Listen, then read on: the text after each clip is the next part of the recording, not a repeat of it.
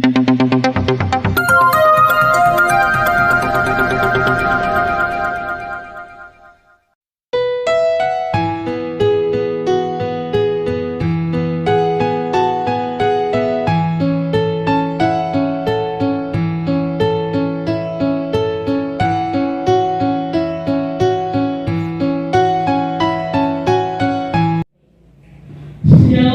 selamat siang Bapak Ibu Guru yang saya kasihi dalam Tuhan kita Yesus Kristus.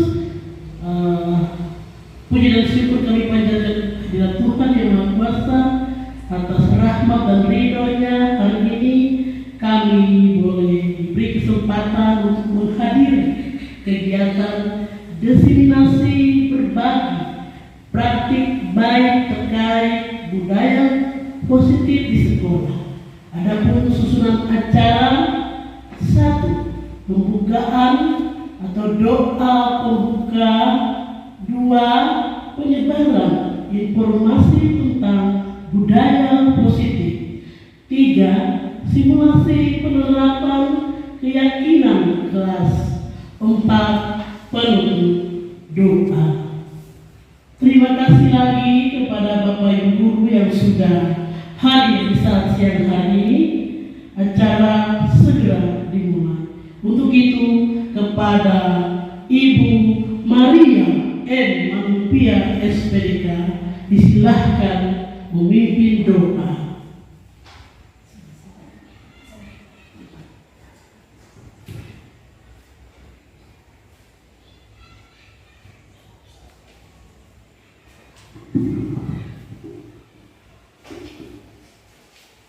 Bapak Ibu sekalian, kita akan mulai. Kita berdoa. Pujian syukur kami kurangkan kepada Diri Bapa, karena betapa baiknya Engkau, tidak pernah berkesudahan kasih bagi kami. Bukti nyata pada siang hari ini kami boleh melakukan kegiatan di sekolah bersama dengan guru penggerak Ibu Yul Pakandu. Kami percaya bahwa apapun yang dia buat di dalam Tuhan, maka semuanya akan berhasil. Karena itu kegiatan ini Tuhan, kami taruh dan bertaruhkan semuanya ini hanya di dalam nama Bapa, Anak dan Roh Kudus. Berkati setiap guru yang akan menolongnya, membantu yang menyelesaikan semua penyelesaian sekolah. Kita percaya Tuhan bersama-sama dari kami tengah-tengah kegiatan kami di sekolah pada saat ini. Hanya di dalam nama Bapa, Anak dan Roh Kudus kami arahkan dari permulaan sampai akhir kegiatan ini. Pujilah nama-Nya Bapa. Haleluya. Amin. Melangkah ke acara yang berikut, penyebaran informasi tentang budaya positif. Kepada Ibu Yuliana Petani disilahkan.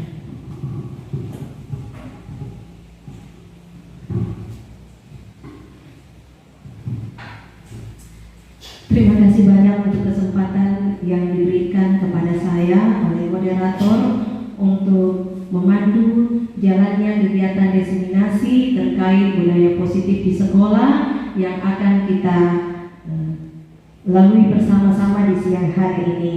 Bapak Ibu Guru, saya paham betul bahwa situasi sekarang ini kita ada di jam-jam yang genting, yaitu jam-jam siang hari, di mana lapar, di mana mengantuk juga itu secara manusiawi itu pasti ada.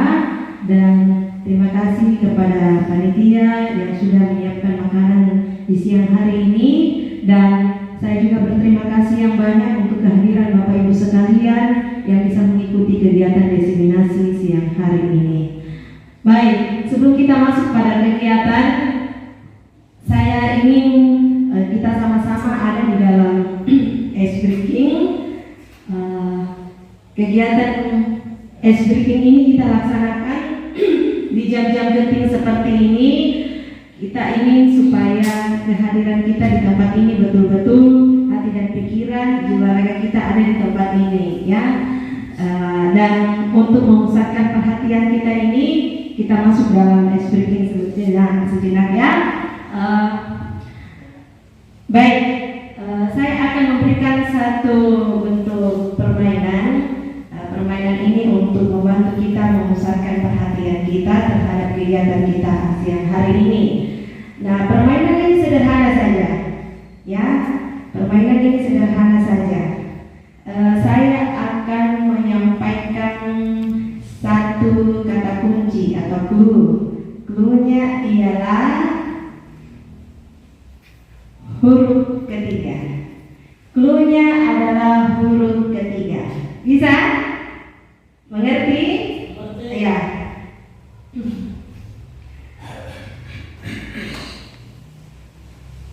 Buku, huruf ketiga. Ya, yang paling cepat Ibu Suroto. Tepuk tangan dulu. Baik. Kalau laptop masih kurang pas. Kalau laptop huruf ketiganya apa? Sarah, ada yang bisa perbaiki? Masih kurang pas. Masih kurang pas. Ya? Masih kurang pas. Kalau laptop huruf ketiganya apa? Ayo, fokus. Masih kurang tepat. Masih kurang tepat. Ada yang bisa memecahkan misteri ini? Kalau laptop huruf ketiganya apa?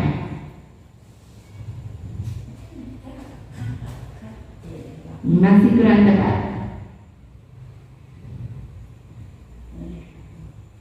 Yang tepat L. Yang tepat L. Kita lanjut.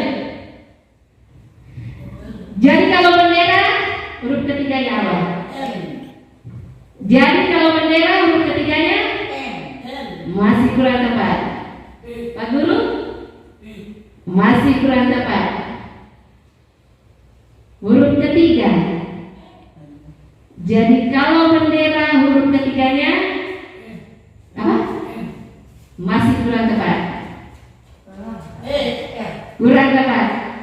Yang benar D. Ada yang tahu kuncinya? Jadi kalau bendera, jadi huruf ketiganya apa? D. Itu ya. Sudah paham, Bapak Ibu? Iya. Kalau huruf ketiganya L. Saya tadi katakan kalau laptop huruf ketiganya L. Bisa ya, dipaham? Wow, jadi tubuh kita dan pikiran kita sudah ada di sini?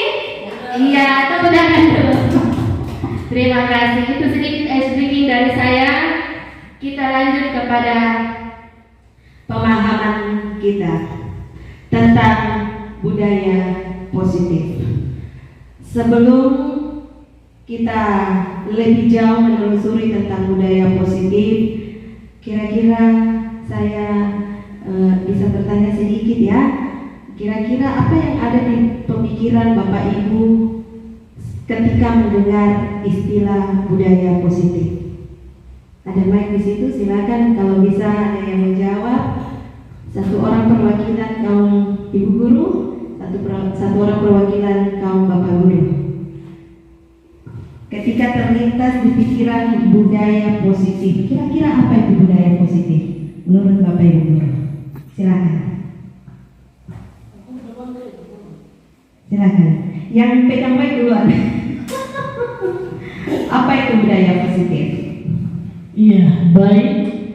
Menurut saya budaya positif adalah budaya yang dilakukan oleh pribadi atau oleh masyarakat dari hari ke hari yang mengandung nilai-nilai yang positif seperti kebiasaan-kebiasaan orang Papua atau budaya orang Papua, makan pinang jangan meludak sembarang atau budaya positif kalau di sekolah jangan buang sampah di sembarang tempat, atau saat belajar jangan makan. Budaya-budaya positif yang harus diterapkan di sekolah, baik di masyarakat di mana tempat kita tinggal. Terima kasih untuk kesempatan. Terima kasih untuk jawaban dari Ibu Guru. Kita beri salut dulu, salut ya, 2, 3, salut. Perwakilan dari Bapak Guru ya. Silakan satu orang kira-kira ungkapkan apa pemahaman kita terkait istilah budaya positif. Silakan. Silakan Pak Guru, satu orang mewakili.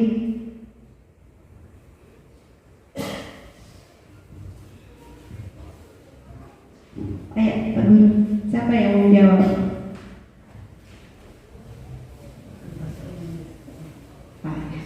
Oh, ada serak.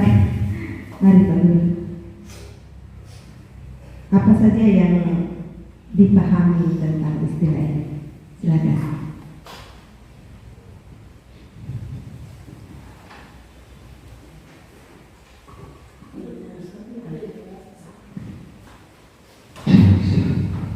Ya, terima kasih. Di sini tentang budaya positif yang saya pahami tentang kultur budaya Papua, yaitu orang Papua spesial makan pinang. Budayanya makan pinang, budaya mereka suka makan pinang, tapi dengan kebiasaan mereka membuang budaya pinang pada tempatnya. Sekian dan terima kasih. Terima kasih untuk jawaban dari Bapak Ibu Guru. Ya, kita berikan jempol kepada Bapak Guru. Jempol, 2, 3. Jempol.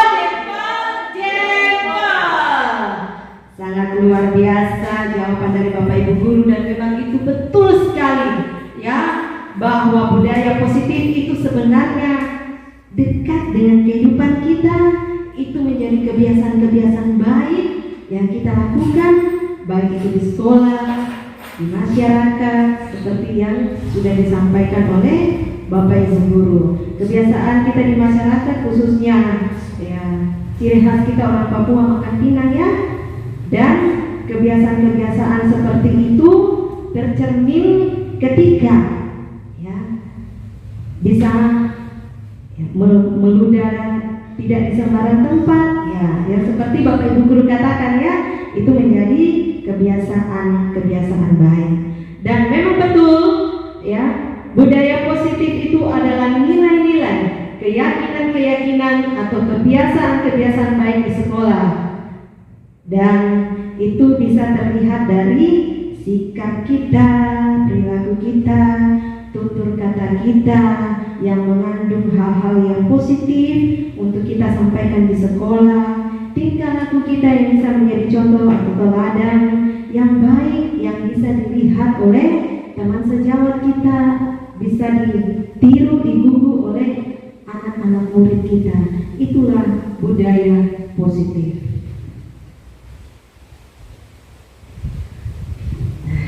Tujuan budaya positif. Kalau kita melakukan sesuatu hal pasti ada tujuannya. Ya. Mengapa budaya positif ini diagung-agungkan untuk diterapkan di sekolah? Karena memang itu tujuannya baik, mengarah ke hal yang positif. Adapun tujuan budaya positif adalah untuk menemukan karakter baik dalam diri warga sekolah. Siapa saja warga sekolah? Terima kasih. Komite juga masuk ya? Iya, seluruh warga sekolah ya. Dan karakter-karakter seperti inilah yang akan tercermin dalam ya, yayasan pendidikan Kristen ya, berkarakter mulia, berkarakter ya, positif ya, yang akan diperlihatkan oleh orang-orang di sekitar kita, dan dimulai dari warga sekolah kita terlebih dahulu. Berikut, Budaya positif yang akan kita pelajari bersama-sama meliputi ada beberapa hal, tetapi sebentar untuk simulasinya kita akan lebih kepada yang di bagian C. Karena saya yakin saya pun sebagai ibu guru ya, baru saja menerapkan ini di kelas. Yang kemarin-kemarin, yang dulu-dulu saya tidak tahu juga dan saya tidak paham juga apa itu keyakinan kelas. Nanti ikut CGP baru saya mulai pelan-pelan menerapkan itu di kelas saya. Sehingga saya pun juga memiliki kerinduan ya, teman-teman sejawat saya juga bisa perlahan-lahan menerapkan itu di kelas masing-masing. Kita sebentar akan lebih menekankan di poin C, keyakinan kelas. Tetapi tidak apa-apa, kita bahas secara keseluruhan, inti-intinya saja. Nanti kita perdalam di bagian C. Atau seperti apa Bapak Ibu? Sepakat atau kita bahas bagian C saja? Menurut Bapak Ibu bagaimana? Silakan. Mau bahas keseluruhan tetapi lebih diperdalam di bagian C, atau bahas bagian C-nya saja? Semua baru perdalam bagian C. Oke, Bapak Guru bagaimana? Sama. Oke, baik, terima kasih. Kita bahas keseluruhannya dulu, inti-intinya, lalu kita perdalam di bagian C. Perubahan paradigma baru. Paradigma ini lebih kepada cara berpikir manusia.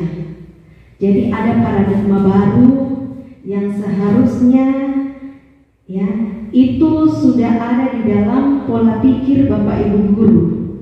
Ya, paradigma baru ini nanti ketika CGP baru saya paham. Oh, ternyata selama ini paradigma saya masih ada pada tataran stimulus respon, belum sampai ke teori kontrol. Selama ini, ketika saya belajar hal ini, saya baru pelan-pelan berangsur-angsur mengubah cara pandang saya.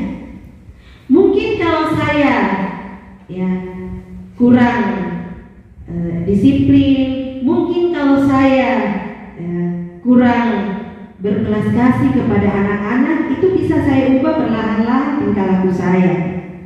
Tetapi kalau untuk mengubah pemahaman kita terhadap dunia, terhadap alam sekitar dan sebagainya, itu bukan hanya perubahan tingkah laku saja, tetapi harus ada perubahan pola pikir.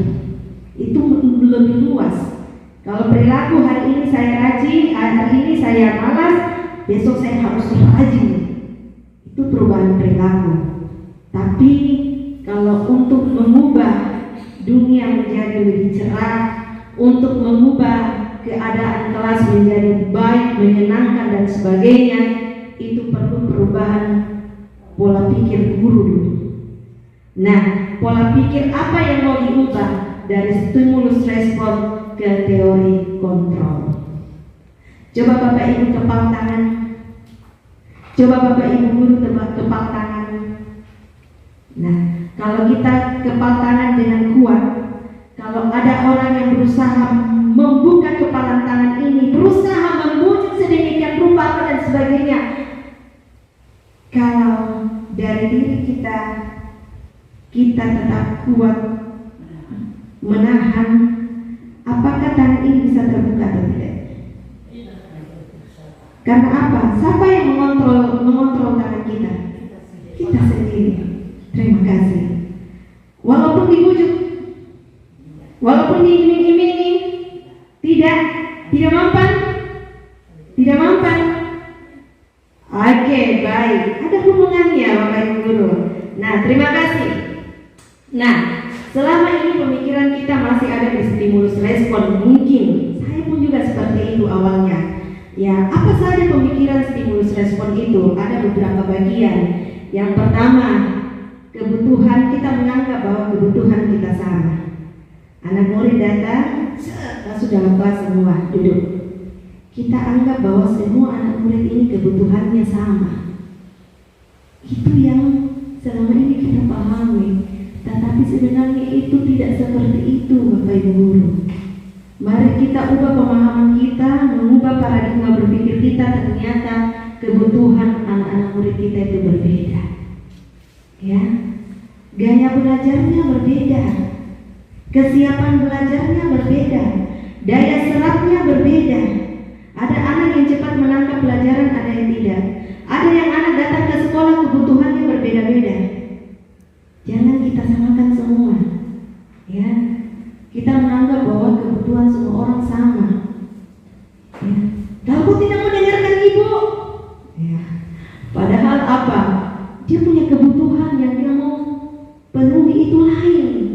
Ya, dia tidak bikin PR. Kamu ini tidak kerja PR. Kau tidak dengar-dengar dengan guru. Awas saya ke guru hukum nanti. Nah, padahal kita tidak tahu apa kebutuhannya. Kita tidak tahu apa penyebabnya dia tidak kerja PR. Ada kebutuhan-kebutuhannya yang mungkin tidak terpenuhi. Mungkin dia tidak punya pendamping di rumah untuk mengerjakan PR itu. Kita tidak tahu dan kita tidak menggali kebutuhan itu. Ya, jadi kebutuhan masing-masing orang berbeda. Tidak bisa kita samakan semua. Itu perubahan paradigma berpikir yang pertama. Yang kedua, semua orang melihat hal yang sama. Kita ubah pemikiran kita. Semua orang memiliki gambaran yang berbeda. Ya. Ada istilah hewan sapi. Kira-kira itu sapi ciri-cirinya bagaimana? Ya. Masing-masing orang sentuh, tutup mata. Oh, sapi ini ciri-cirinya begini. Kebetulan yang dipegang itu telinga. Oh, sapi itu ciri-cirinya begini. Kebetulan yang dipegang itu ekor. Dan akan jawaban yang dihasilkan berbeda-beda. Ya, tidak bisa ada satu yang berkata, tidak, pengertian definisi sapi adalah ini, harus ini. Tidak bisa seperti itu. Karena apa? Cara pandang orang berbeda-beda. Semua orang melihat itu hal dari sudut pandang yang berbeda. Tidak sama.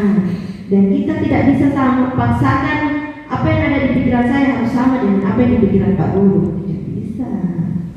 Apa yang ada di pikiran guru harus sama dengan apa yang di pikiran anak murid.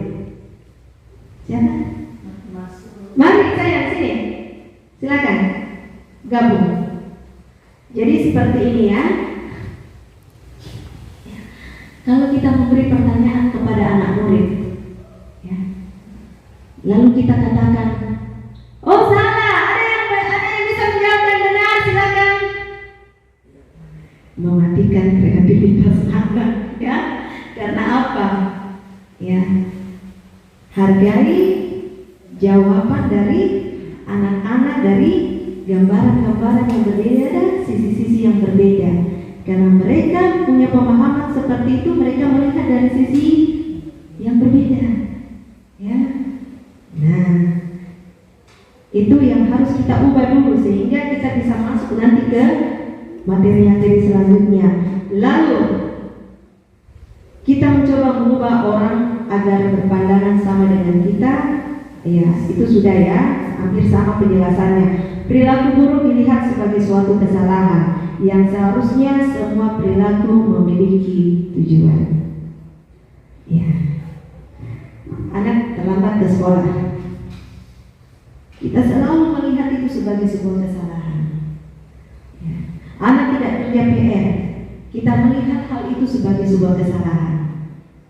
Ya, tanpa kita bisa berpikir mengapa mereka berbuat hal itu. Apakah ada tujuannya? Ya. Karena semua perilaku itu ada tujuannya. Ya. Mereka tidak buat seperti itu kenapa? Apa kendalanya? Ya. Apa tujuannya mereka berbuat seperti itu? Kadang ada anak-anak yang overgerak di dalam kelas. Kita melihat itu sebagai sebuah kesalahan. Padahal apa? Mereka melakukan itu ada tujuannya. Mungkin ada kebutuhannya yang tidak terpenuhi. Kebutuhan apa itu? Mungkin kasih sayang. Ya. Dia mencari-cari perhatian dari guru karena kurang kasih sayang. Dia ingin kasih sayang dari guru dengan cara seperti itu. Ya. Overaktif di dalam kelas untuk mencari kasih kasih sayang dari gurunya, supaya diperhatikan, supaya selalu ditegur. Ya, ada tujuannya mereka buat seperti itu. Ya, karena semua perilaku memiliki tujuan.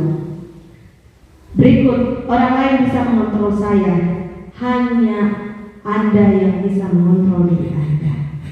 Ya, kalau ada yang katakan, tidak usah begitu RPP, tidak nilai juga dan sebagainya. Tapi yang bisa mengontrol diri kita sendiri, diri kita. Walaupun tidak ada yang mengontrol kita, kepala sekolah kah, teman kah, ya, yang anggaplah ya tidak ada ya dorongan eksternal. Ya, dorongan eksternal kan itu lingkungan. Ya, meskipun mungkin teman-teman kita malas-malasan, ya terpengaruh. Ya, jangan terpengaruh. Hanya kita yang bisa mengontrol diri kita sendiri. Yang sama seperti yang saya katakan tadi, kepala tangan. Tidak usah, sudah ayo. Segala macam rayuan, bujukan dan sebagainya, kita tetap mengontrol diri kita sendiri. Ya, orang tidak bikin RPP, kita punya kontrol diri sendiri. Ya, orang tidak disiplin masuk belajar, mengajar, kita punya kontrol diri sendiri. Ya, jangan terpengaruh dengan keadaan-keadaan di luar. Ya, karena yang budaya positif ini lahir dari dorongan diri sendiri. Ada dorongan internal diri kita, intrinsik, ya, tidak terpengaruh dengan dorongan-dorongan dari luar. Ada beberapa dorongan dari luar, ya. Kita melakukan sesuatu yang baik, yang positif, bisa saja yang pertama karena mau mendapat imbalan atau penghargaan. Saya rajin karena saya mau menjadi guru yang berprestasi. Saya rajin karena saya mau menerima penghargaan. Itu dorongan-dorongan eksternal. Ya, saya rajin karena saya takut memperoleh teguran dari kepala sekolah. Itu dorongan-dorongan eksternal dari luar. Saya rajin karena saya tidak mau ditegur kepala sekolah. Itu dorongan eksternal. Tetapi sebenarnya kita memegang teori kontrol diri kita sendiri. Saya rajin karena saya mau menghargai diri saya sendiri. Saya rajin karena saya mau, ya, saya betul-betul menghargai diri saya sebagai seorang guru. Ya, apalagi kalau guru-guru sertifikasi, lalu tidak masuk mengajar, minta ampun malunya.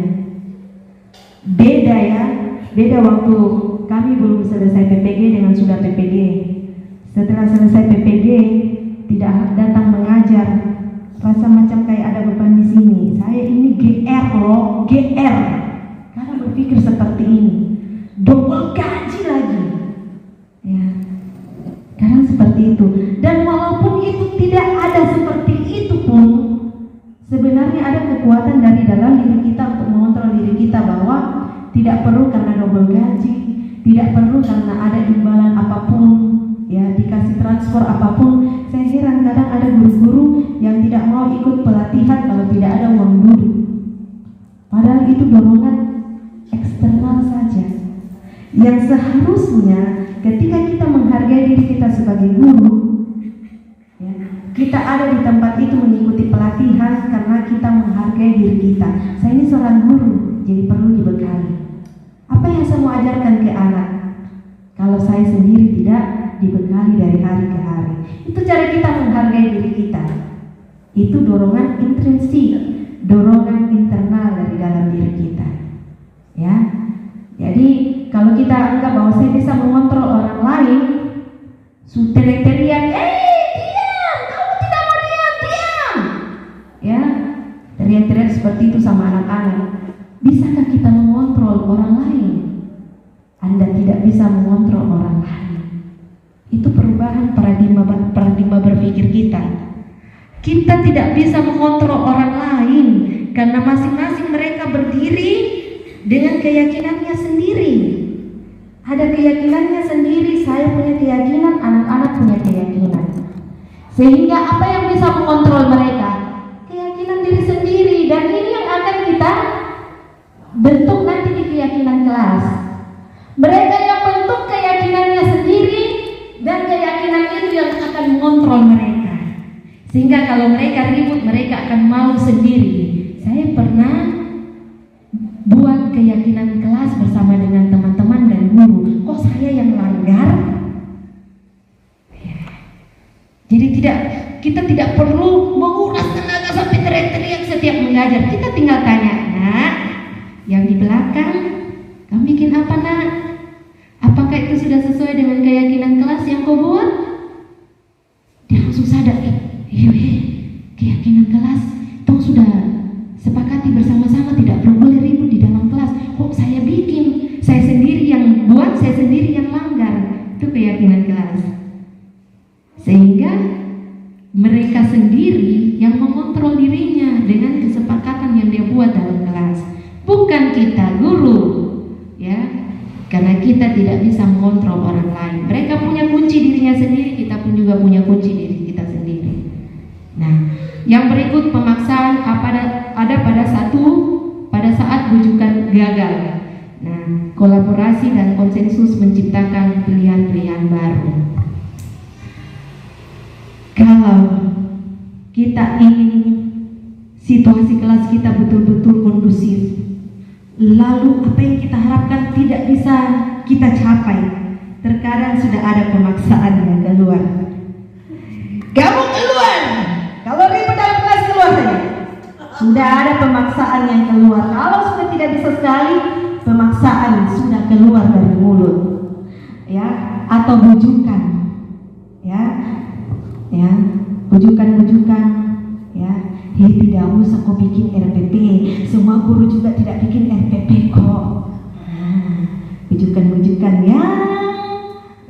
Sebenarnya mari kita ubah paradigma berpikir kita ke teori kontrol bahwa kolaborasi dan konsensus menciptakan pilihan-pilihan baru.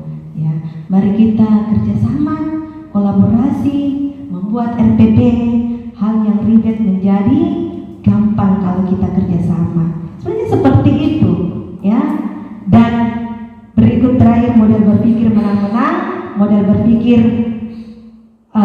minta maaf, ini salah ketik, ya. Di stimulus respon model berpikir menang kalah. Kalau di teori kontrol model berpikir menang-menang. Nah, maksudnya apa? Dalam artian seperti ini, ya. Ketika kita masih punya paradigma stimulus respon, yang ada itu, yang tercipta itu hanya menang kalah.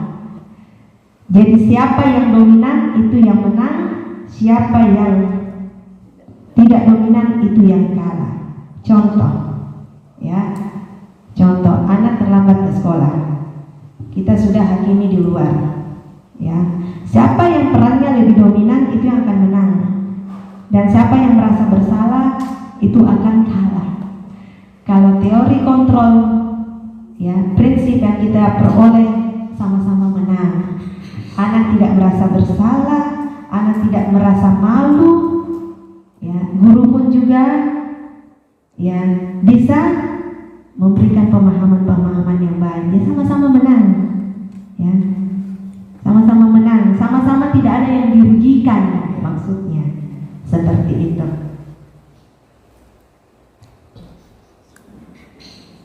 Nah, disiplin positif, ya, konsep disiplin positif ini yang akan kita cita-citakan di sekolah kita, ya. Tujuannya menciptakan anak-anak yang memiliki disiplin diri sehingga mereka bisa berperilaku dengan mengacu pada nilai-nilai kebajikan universal dan memiliki motivasi intrinsik bukan ekstrinsik. Ya, jadi memang perlu ada disiplin positif. Disiplin positif ini salah satu bagian dari budaya positif. Budaya positif kan tadi ada 6 bagian. Salah satunya adalah disiplin positif. Kita mau sekolah kita disiplin. Nah, tujuannya apa? Untuk menciptakan anak-anak yang bisa berperilaku sesuai dengan nilai-nilai kebajikan. Apa itu nilai-nilai kebajikan? Apa-apa saja itu nilai-nilai kebajikan? Iya, sebenarnya di dalam profil pelajar Pancasila sudah ada termuat nilai-nilai yang bisa diterapkan di sekolah, ya, mandiri, kolaboratif, inovatif, kreatif, ya. Nah, nilai-nilai itu bisa diterima di dalam lingkungan sekolah, lingkungan masyarakat, diterima secara universal, ya. Nah, contohnya, ya, kalau anak-anak sudah bisa percaya diri naik di depan kelas, itu masuk dari dalam nilai-nilai kebajikan peduli, ya, masuk dalam nilai-nilai kebajikan peduli. Nah, kalau anak-anak bisa, ya, bersemangat, ya, bersemangat mengerjakan tugas, bersemangat mengerjakan LKPD, itu masuk dalam nilai-nilai kebajikan kerajinan, ya. Anak-anak memiliki integritas, itu terlihat dari apanya, ya. Mungkin bisa terlihat dari kebaikan hatinya, membantu teman yang tidak punya pulpen dipinjamkan, itu nilai-nilai integritas, ya. Nah, rasa hormat, nilai kebajikan rasa hormat itu bisa nampak dari, ya, beberapa hal ini.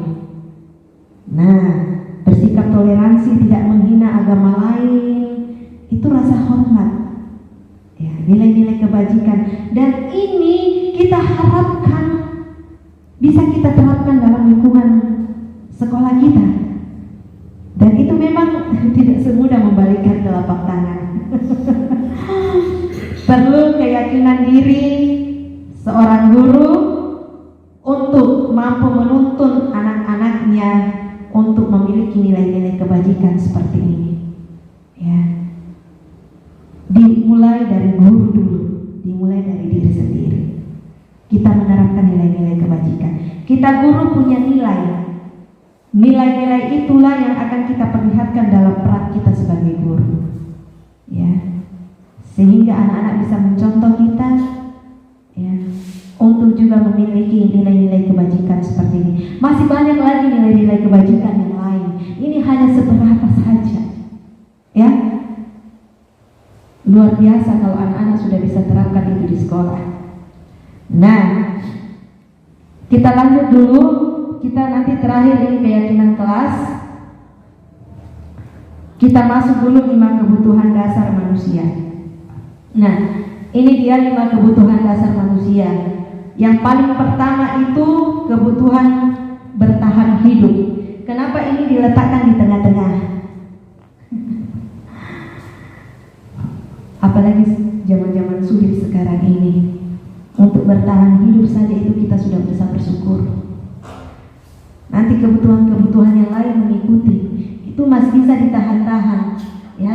Kita tidak punya kekuasaan di sekolah, masih bisa kita tahan. Tapi kalau kita tidak makan dan minum dalam 1 hari bisa tahan. Iya. Jadi ini kebutuhan yang ingin dipenuhi selaku manusia. Bertahan hidup, kasih sayang dan rasa diterima, kebebasan, kesenangan, penguasaan. Iya, bisa Bapak Ibu tulis sambil saya jelaskan. Nah, yang saya katakan tadi bahwa ada anak-anak yang kita anggap bahwa, ya, kita anggap bahwa anak itu nakal di kelas, susah diatur. Padahal sebenarnya ada kebutuhan yang akan mereka harapkan dari gurunya. Mungkin kebutuhan ini dia kurang kasih sayang di rumah, sampai di sekolah dia cari-cari perhatian, dia cari-cari kasih sayang di kelas, agar supaya gurunya tegur, agar supaya dipanggil, dibelai di depan, disayang. Nah, jangan bikin begitu lagi ya, karena menurutmu itu melanggar keyakinan kelasmu toh.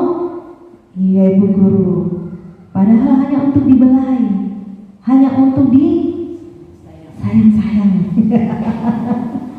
Nah, ya, bertahan hidup. Ya.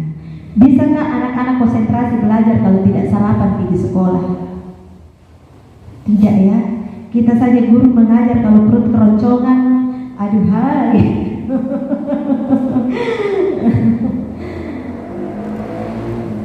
Posisi kontrol seorang guru. Ya, ada 5 posisi kontrol seorang guru. Tadi kita sudah belajar paradigma berpikir teori kontrol. Nah, ternyata ada 5 posisi kontrol seorang guru. Ya, kira-kira Bapak Ibu selama mengajar mendidik anak-anak di SD PKB Heser, kita ada di mana? Posisi mana? Coba diperhatikan. Selama ini kita berperan ada di posisi mana? Dari kelima posisi ini, apakah selama ini kita hanya jadi pemantau saja, atau penghukum, atau sebagai teman, atau sebagai manajer, atau sebagai pembuat rasa bersalah? Ya, kita nilai-nilai diri kita. Ya, Ibu Guru bilang teman. Yang lain atau perpaduan? Teman dan pemantau. Pak Guru? Bagaimana Pak Guru? Teman. Ada posisi di mana? Teman. Iya. Teman dan manajer. Saya tanya sedikit. Kalau kita terlalu akrab dengan anak murid, ya, seperti kawan, ya, apakah ada efeknya bagi diri kita dan bagi diri anak? Ada. Iya, silakan efek positif dan negatifnya kira-kira bagaimana?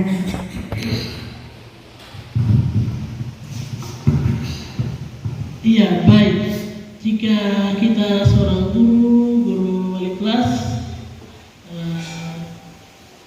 terlalu baik dengan anak murid juga, saya melihat ada 2 hal, efek negatif dan positif.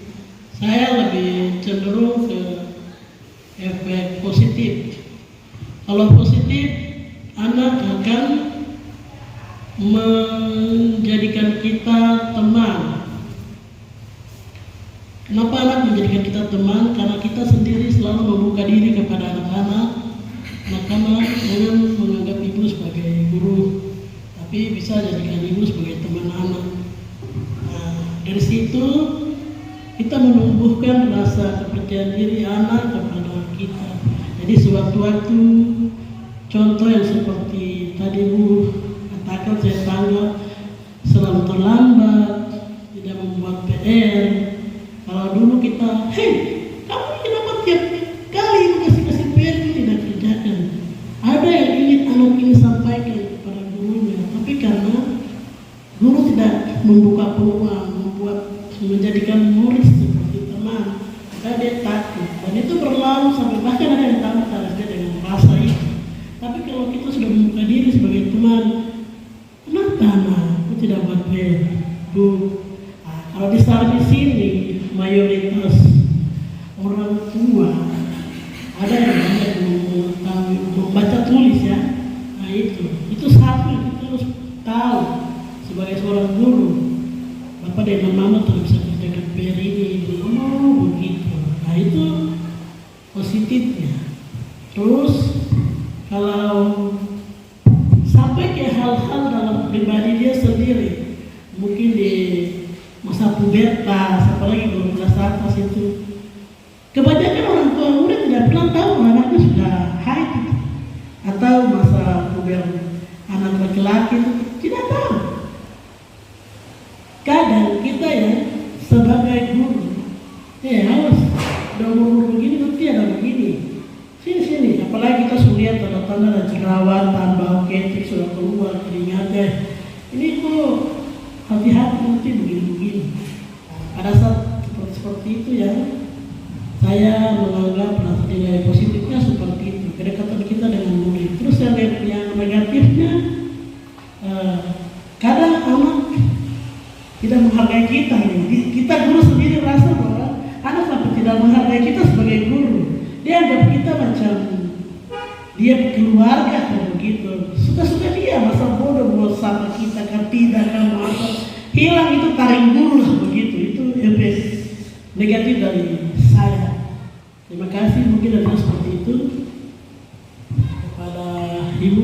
Baik, terima kasih. Jawaban yang sangat berkualitas sekali. Kita berikan salut kepada Ibu Guru. Salut, salut, salut. Terima kasih ya. Dan memang itu betul ya. Serba salah kita. Dilema kita. Dekat. Dong bisa juga menjadikan kita teman curhat, bisa terbuka dengan kita, ya. Nah, tetapi terlalu dekat juga, iya. Dong tidak dengar lagi apa yang kita sampaikan karena sudah anggap bestie. Iya, baik. Nah, istilah guru killer. Sekarang itu didengar ya istilah itu sampai sekarang. Kira-kira istilah guru killer ini dia ada pada posisi kontrol yang mana? Penghukum. Oh baru dengar. Penghukum. Suka menghukum. Dengan jawabannya pembuat rasa bersalah untuk murid. Betul sekali ya. Tepuk tangan dulu buat Ibu Manupia. Iya, guru killer itu ya kadang ada pada posisi kontrol menurut Mama, penghukum dan pembuat rasa bersalah. Ya, anak seakan-akan minder, malu karena kesalahannya. Jadi, ya anak itu untung baik kalau ada keinginan untuk bangkit lagi. Jadi guru killer ini ditakuti bukan disegani, ditakuti saja.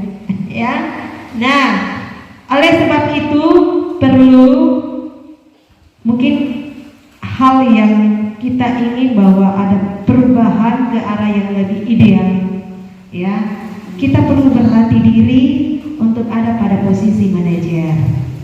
Ya, jadi jangan terlalu 100% teman, bahaya. Ya, perlu berlatih diri ada pada posisi ini yang idealnya. Mengapa?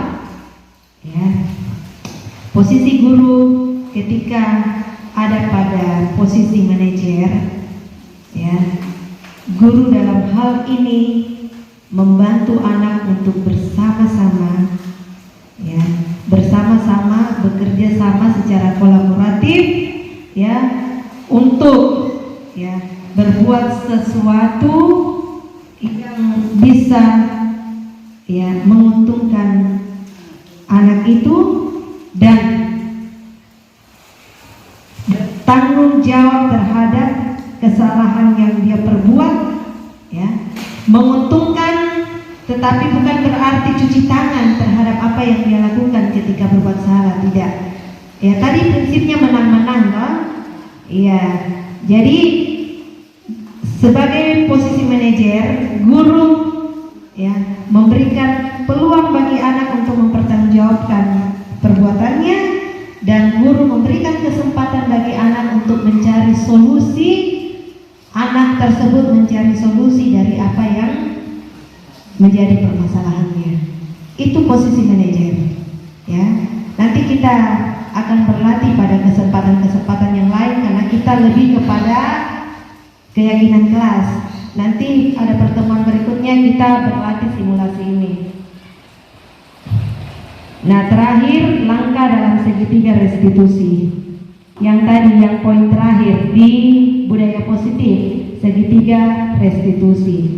Nah, ketika anak melakukan kesalahan, ya, tadi posisi guru ada pada posisi manajer, membantu anak untuk bertanggung jawab terhadap kesalahannya dan membantu anak untuk anak bisa mencari solusi dari permasalahannya. Nah, kita akan melalui langkah-langkah ini, ya. Ketika anak dipanggil menghadap, ya. Nah, apakah engkau tahu kenapa ibu panggil engkau di tempat ini? Iya, Bu. Ibu tadi mendengar katanya kamu ada bikin kekacauan di dalam kelas. Kekacauan apa itu, Nak? Ibu boleh tahu? Ya.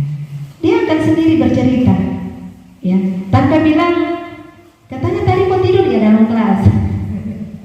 Ya, dia sendiri memberikan peluang untuk, ya, peluang yang pertama menstabilkan identitasnya. Maksudnya apa?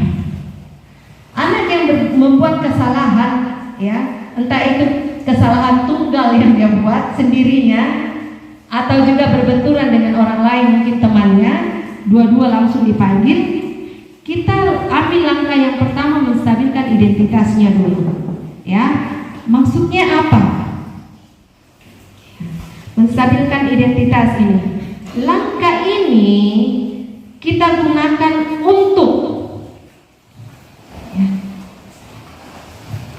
anak yang dalam keadaan mungkin emosi, habis baku pukul, ya, kita stabilkan dulu dia punya suasana hati, identitas dirinya, ya. Saat dia memukul temannya mungkin karena ada tujuan yang tidak terpenuhi, lalu dia pukul, ya, kita stabilkan dulu. Kalau perlu, ya, kasih dia minum, ya, kasih tenang. Tanyakan apa kita bisa bicara baik-baik, Nak? Ya, itu stabilkan dulu sehingga, ya, emosinya itu bisa stabil, identitas dirinya yang mungkin saat itu emosi dan lain sebagainya. Kita stabilkan suasana dulu, mencairkan suasana sehingga apa? Kita bisa melangkah pada validasi tindakan. Validasi tindakan ini, di situ kita mulai mengorek keterangan, ya. Karena jangan sampai penyampaian mungkin dari wali kelasnya berbeda, penyampaian dari anak berbeda, itu kita korek keterangan. Nah, di dalam validasi tindakan yang salah ini, ya, ini sebenarnya butuh keterampilan-keterampilan, ya, yang selalu diasah oleh guru untuk mampu menerapkan segitiga restitusi ketika menghadapi permasalahan murid. Ini perlu untuk guru-guru wali kelas, perlu juga untuk guru-guru BK, ya. Nah, validasi tindakan yang salah ini di dalam poin-poin itu, ya, ini penerapannya saja bisa disampaikan. Nah, Ibu tahu, ya, kalau memang, ya, tindakan itu kamu lakukan karena ada tujuan-tujuan kamu melakukan hal itu, ya. Mungkin karena ini, ya, tergantung dari kasusnya apa, ya. Validasi tindakan yang salah, kita mulai membuka cakrawala berpikir anak untuk dia tahu apa yang menjadi kesalahannya, gitu. Apa yang menjadi kesalahannya, itu yang ada pada tindakan langkah nomor 2. Jadi bukan kita yang menyatakan kesalahannya, tetapi anak mulai membuka diri untuk menyatakan dengan jujur kesalahan-kesalahan yang dibuat, ya. Lalu poin yang ketiga, menanyakan keyakinan. Nah, kalau tidur dalam kelas itu, apakah sudah sesuai dengan keyakinan kelas yang kalian sepakati di kelas? Kira-kira keyakinan kelas seperti apa yang kau langgar? Kau mulai berpikir, kayaknya tidak sesuai, Bu. Pernah itu waktu semester ganjil ini kita bersama-sama menetapkan kesepakatan dalam kelas, ya, tidak boleh keyakinan kelas yang mungkin disepakati, ya, harus memperhatikan, ya, guru saat menerangkan. Mungkin itu keyakinan kelas itu. Kayaknya saya sudah langgar, Bu, karena saya ada tidur saat guru menerangkan. Nah, jadi kita sendiri yang menyampaikan kira-kira keyakinan kelas apa yang kau langgar, Nak? Apakah ada keyakinan kelas yang kalian sudah sepakati dalam kelas? Disitulah kesempatan dia sendiri yang mengevaluasi dirinya bahwa keyakinan kelas ini yang saya langgar, ya. Dan tinggal kita sampaikan kira-kira ke depannya Fitri mau seperti apa. Ibu, ke depannya itu saya mau keyakinan kelas ini saya betul-betul lakukan. Masa saya yang bikin, saya yang langgar sendiri? Nah, seperti itu yang dinamakan segitiga restitusi.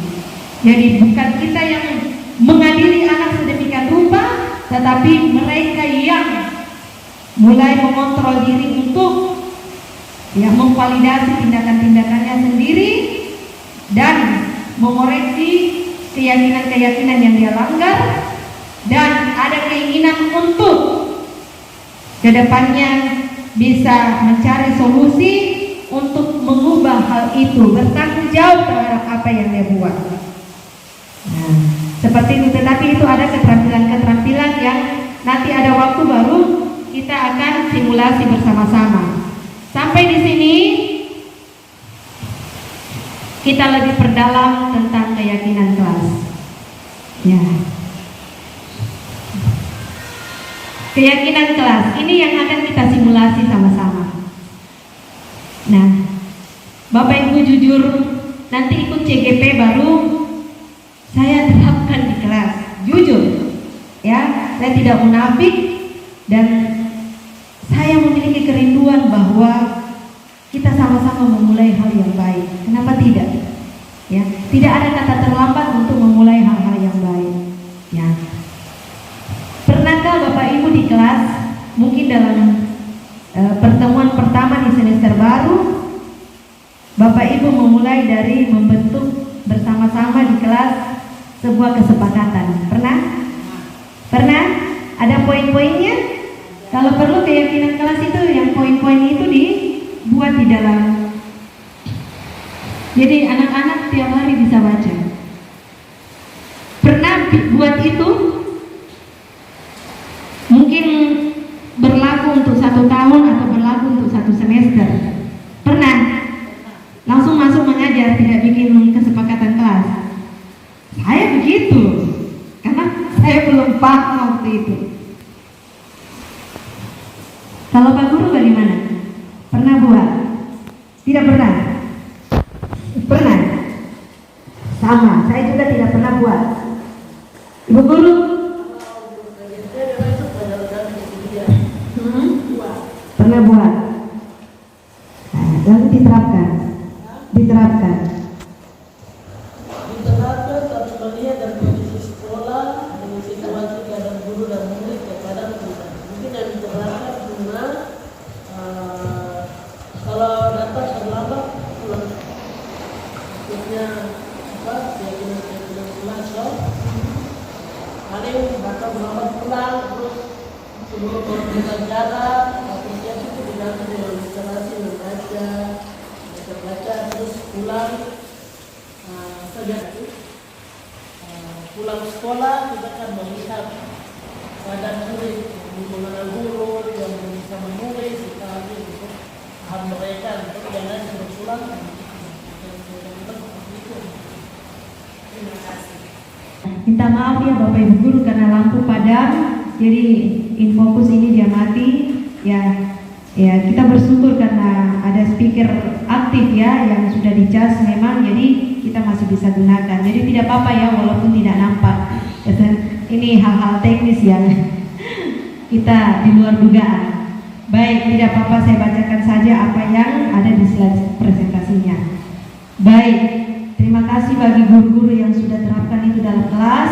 Terima kasih juga bagi guru-guru yang baru mau memulai seperti saya, dan bagi guru-guru yang belum memulai hal itu. Mari kita sama-sama terapkan hal ini, karena hal ini penting, itu masuk dalam bagian budaya positif. Nah, keyakinan kelas itu adalah kesepakatan yang dibuat bersama antara guru dan murid. Jadi bukan guru yang buat lalu tinggal tempel, anak-anak harus taat sama aturan ini ya. Bukan.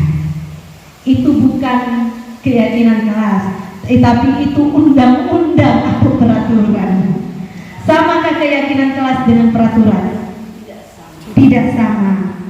Ya, tidak samanya letaknya di mana, bisa? Kalau keyakinan kelas itu adalah jawab, bertanggung jawab kepada apa yang bersama-sama diputuskan. Tetapi peraturan kelas harus kau lakukan, itu bedanya. Peraturan, karena peraturan itu punya undang-undang, sedangkan keyakinan kelas adalah bersama-sama kita putuskan. Gitu. Mungkin itu saja. Kalau salah saya minta maaf.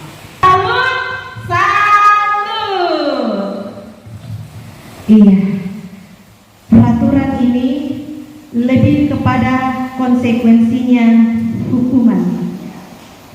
Itu. Jadi nanti jatuhnya di menang kalah. Guru menang membuat aturan, siswa kalah ketika melanggar aturan. Iya kan?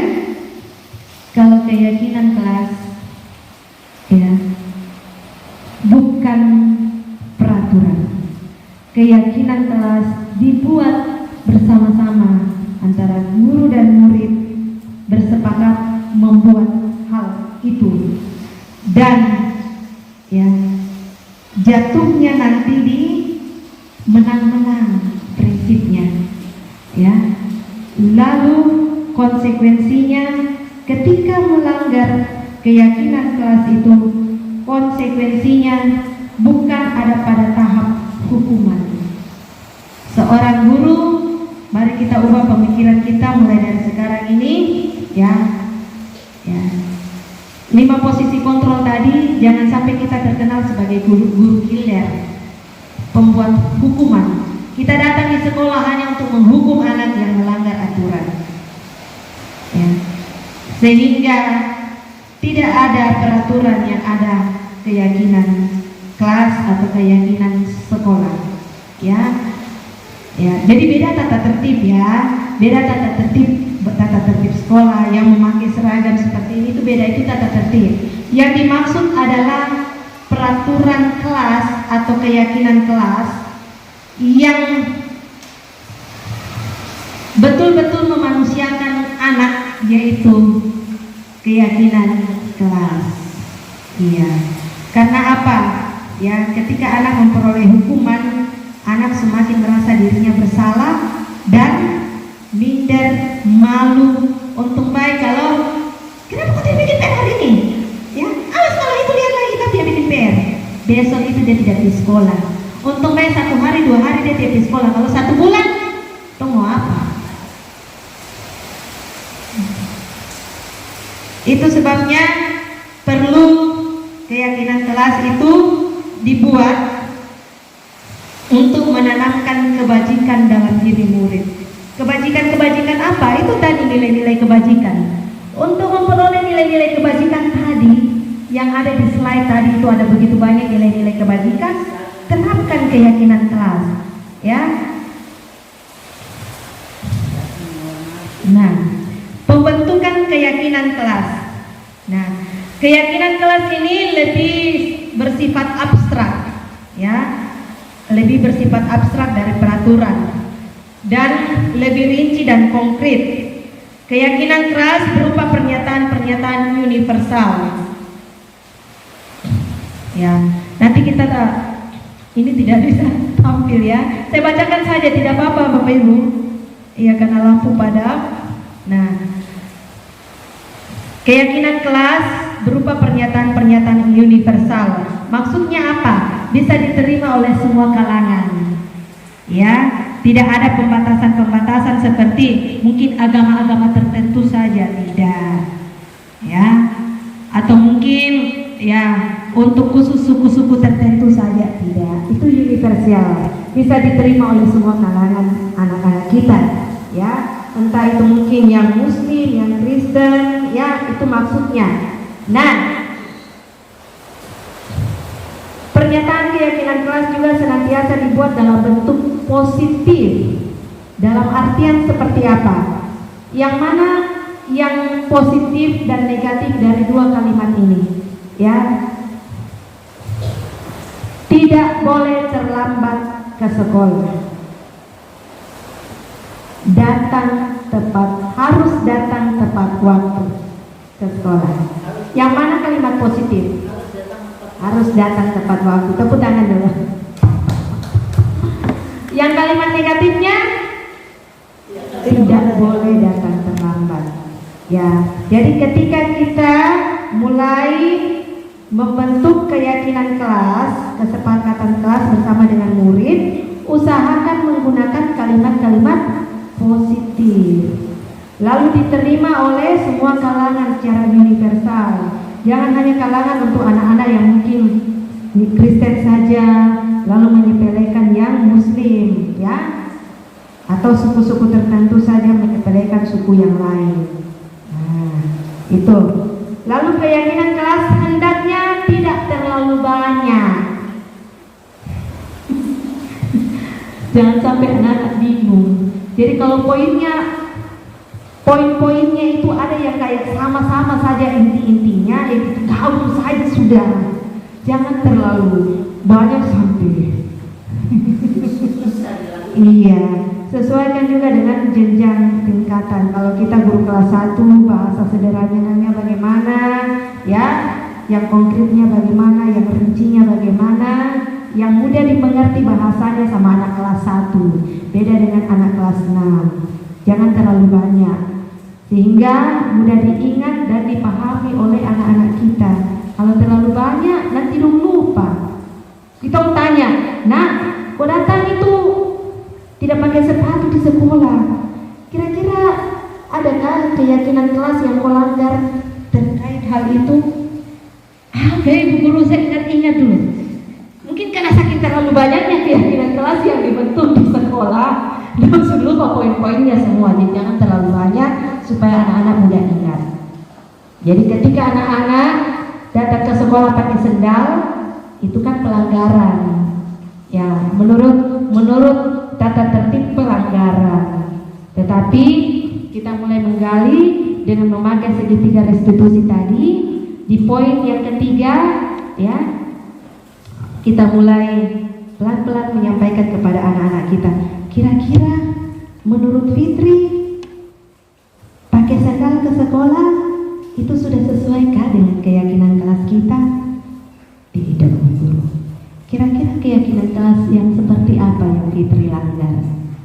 Nah, mulai berkeingat karena tidak terlalu banyak.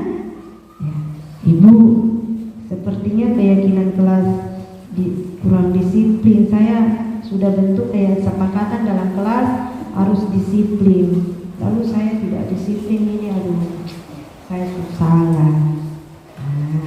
Jadi mereka sendiri memvalidasi kesalahan-kesalahannya dan mengetahui keyakinan kelas seperti apa yang dia langgar. Ya, nah seperti itu. Keyakinan kelas sebaiknya dapat diterapkan di lingkungan tersebut. Jangan kasih susah-susah anak-anak. Jangan terlalu tinggi-tinggi keyakinan kelasnya yang sebenarnya itu tidak ada terjadi. Ya, macam kayak kita bullying itu jarang. Tidak tahu kalau tempat-tempat lain, ya. Semua warga kelas hendaknya ikut berkontribusi dalam pembuatan keyakinan kelas lewat kegiatan curah pendapat. Nah, anak-anak, ya, kita akan membentuk keyakinan kelas. Nah, itu diperlukan curah pendapat. Jangan keinginan 1-2 anak saja yang dominan. Curah pendapat. Semua anak-anak memiliki kebebasan dalam berpendapat. Dengarkan mereka. Curah pendapat. Ya. Nah, semua warga kelas hendaknya ikut berkontribusi dalam pembuatan keyakinan kelas. Yang tadi lewat kegiatan curah pendapat. Dan yang terakhir, bersedia meninjau kembali keyakinan kelas dari waktu ke waktu. Mungkin sudah ada yang tidak relevan karena itu mungkin kita buat untuk 1 tahun atau 1 semester. Kalau ada yang sudah tidak relevan ya ganti saja, kita perbaharui. Tapi jangan perbaharui semuanya. Siapa tahu masih ada yang bisa relevan untuk dipertahankan. Ya. Urutan langkah-langkah menetapkan keyakinan kelas. Yang pertama, ya, ini sebentar simulasi ya. Jadi bisa ditulis poin-poinnya, poin-poin penting. Kita simulasi. Ya. Langkah-langkah menetapkan keyakinan kelas. Yang pertama,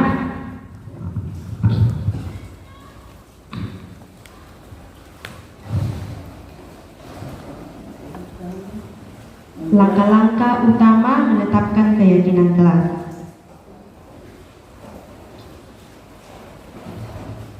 Yang pertama, berdiskusi memunculkan kesepakatan yang perlu ditaati oleh warga kelas. Berdiskusi memunculkan kesepakatan yang perlu ditaati.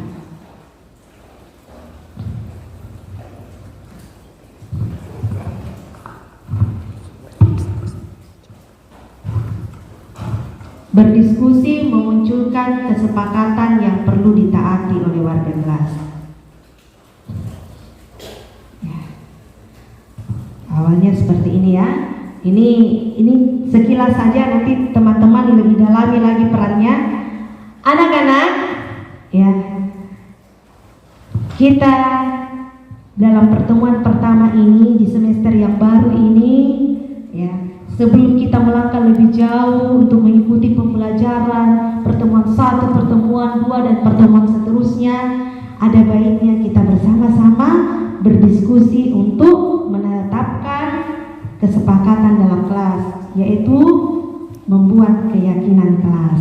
Nah, keyakinan kelas ini akan menjadi panduan bagi kita untuk kita, ya, menciptakan suasana kelas yang seperti yang anak-anakku inginkan. Nah, kira-kira anak Robert, ini contoh ya, kira-kira anak Robert selama 1 tahun ini, anak Robert maunya kelasnya Robert nanti seperti apa, nak? Kelasnya Robert seperti apa? Selama 1 tahun ini Robert maunya seperti apa kelasnya Robert nanti? Apa yang Robert impikan? Suasana seperti apa di kelas? Suasana yang seperti apa selama 1 tahun ini? Kira-kira Robert mengimpikan, di kelas saya maunya begini, di kelas saya maunya begini. Kira-kira apa? Apa yang ada di impianmu, di pemikiranmu? Maunya kelas seperti apa? Kelas yang bagaimana?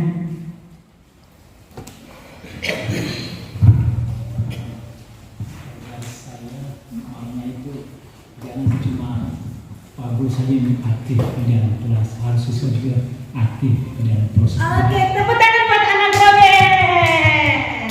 Nah, anak Robert sampaikan bahwa kelasnya itu maunya, ya, ada interaktif antara guru dan siswa. Jadi bukan hanya guru saja bicara terus, ceramah terus di depan, tapi juga libatkan anak-anak, interaktif, kreatif, inovatif. Itu maunya Robert.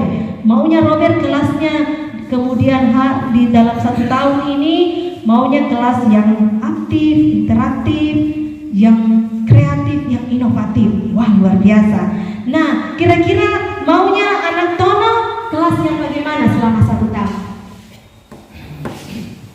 Kalau menurut saya selama 1 tahun adanya aktivitas yang baru. Ada aktivitas yang baru, cara belajar yang baru, mungkin media-media pembelajarannya, alat-alat peraganya baru ya. Wih, tepuk tangan dulu buat Tono. Tepuk tangan buat Tono semua. Kasih tepuk tangan buat Tono. Maunya Tono nanti setiap belajar dalam 1 tahun ini ada hal yang baru yang dia lihat, entah itu alat peraganya baru kah. Tapi gurunya ibu ya, tidak paham ya. Tidak apa-apa ya Tono, gurunya ibu tetap ibu, tidak diganti. Nah, kira-kira anak Sylvia maunya kelas seperti apa selama 1 tahun ini? Kalau saya berharap supaya kawan-kawan saya bisa bekerja sama. Satu dengan yang lain, saling memberi, saling menerima. Tepuk tangan dulu. Maunya anak Sylvia kelas ini betul-betul ada kerjasamanya, kolaborasinya. Tepuk tangan dulu. Anak, kita mau dengar pendapatnya anak Estris. Kira-kira selama 1 tahun ini maunya kelas kita seperti apa? Saya mau di kelas kami semua yang ada di kelas ini, teman-teman, bahkan saya sendiri, kalau belajar yang mungkin pertama itu kita belajar, ada teman yang mungkin masih lambat, jadi sekarang tuh kita mau berubah, kita mau kerja kelompok supaya kita ada kerjasama, teman-teman semua itu supaya semua bisa. dulu. Bagus-bagus semua keinginannya dan impiannya. Apakah memang perlu kita bermimpi? Perlu, tapi jangan asal bermimpi saja. Maukah tidak kita terapkan di kelas? Mau? Tujuannya supaya apa? Tujuannya supaya kelas kita Semangat. hidup, semangat, menyenangkan, apalagi? Ya, iya akan nampak nanti nilai-nilai kebajikannya. Nilai-nilai kebajikan apa yang nampak tadi di jawaban anak-anak? Nilai kebajikan kolaborasi ada, kreatif inovatif ada. Nah, ini sudah mencerminkan profil pelajar Pancasila ya. Sudah lengkap nilai-nilai kebajikannya. Baik. Nah, sekarang kita akan mulai membentuk keyakinan kelas kita. Yang pertama kira-kira apa? Supaya kita bekerja sama, ya, tercipta kolaboratif. Kira-kira poin pertama apa? Yang terkait kolaborasi dulu. Kira-kira Pendapat masing-masing. iya, kita buat satu keyakinan dulu. Poin pertama, ya, mendengarkan pendapat semua orang. Ya, kalau ada yang satu bicara, yang lain jangan bicara dulu ya. Temanmu dulu bicara, setelah itu baru ya, karena sama-sama saling menghargai pendapat toh.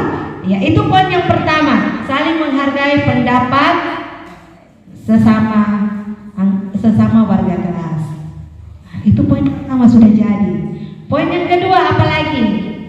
Ya, seperti itu ya Bapak Ibu guru, bisa ya? Membentuk kesepakatan kelas. Nah, kalau sudah terbentuk 10 atau 15, ya sudah tinggal diterapkan dan dilaksanakan. Ya. Nah, kalau di dalam contoh 10 poin yang sudah jadi itu, ya, masih ada kalimat-kalimat yang masih perlu direvisi.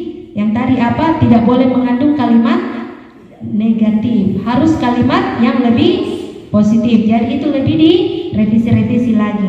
Kira-kira nak, ini mau diganti kan? Kira-kira ini baiknya bagaimana Nah, baiknya ini kalimatnya lebih positif kah, bisa kah? Ya kalau gitu kita ganti ya. Yang tadinya ya harus masuk tepat jam 7.30. Yang tadi tidak boleh terlambat masuk dalam kelas. Kita ganti ya, harus masuk tepat waktu 7.30. Kita tinggal revisi-revisi saja ya. Ya, kita berdiskusi sama-sama. Nah, mengenai gambaran-gambaran yang akan mencerminkan keyakinan kelas kita bagaimana. Nah, lalu berdiskusi mengenai peran seluruh warga kelas. Nah, kira-kira ketua kelas, ya, ketika ada teman-temanmu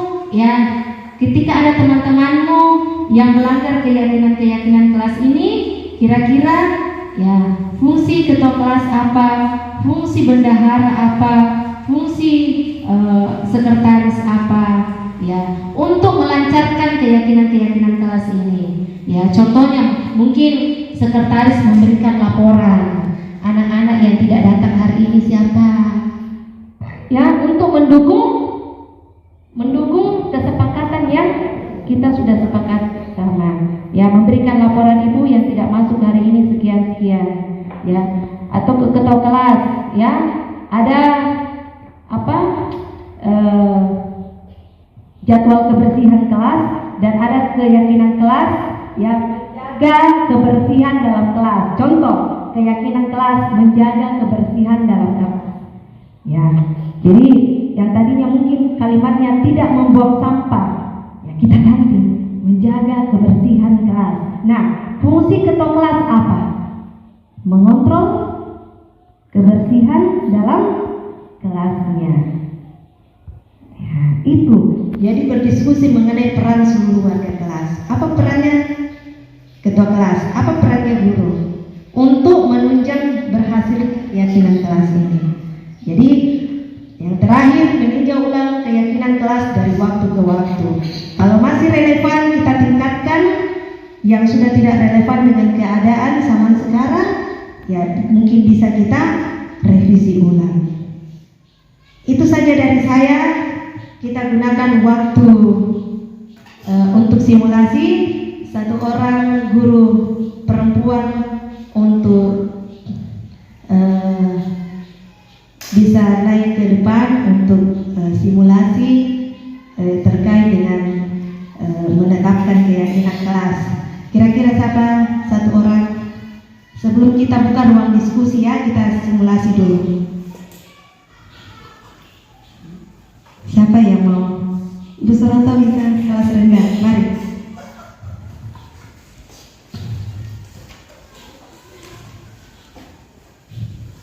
Itu masih ada langkah-langkahnya. Seperti tadi simulasi anggap yang di depan ini anak-anak didik.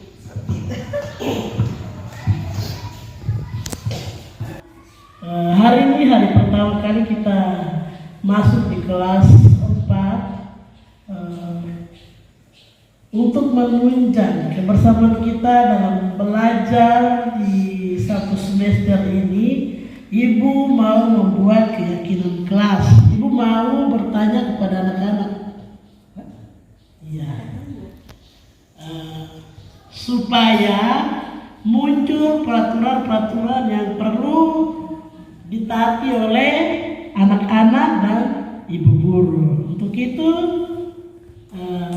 menurut Yuliana bagaimana? Saya mau ada kesepakatan bersama ibu guru, bukan hanya dari ibu guru saja, tapi dari kita juga. Iya. Kalau begitu kesempatan yang pertama apa? Yosef,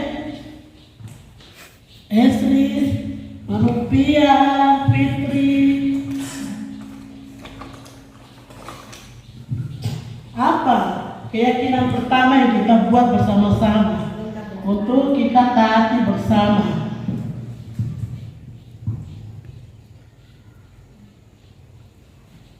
Datang ke sekolah Tepat waktu.